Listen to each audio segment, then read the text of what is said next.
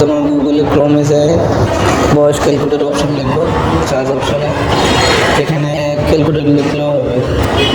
যে date of birth আছে ওখানে আমরা জন্ম তারিখটা বসাবো, ডেট অফ বার্থ যেভাবে আছে ওইভাবে দেবো। তো আমি ডেট অফ বার্থ দেওয়ার পর সম্পূর্ণ প্রচেষ্টা দেখব।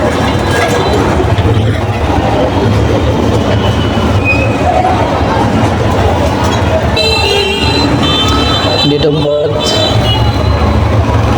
বসানোর পর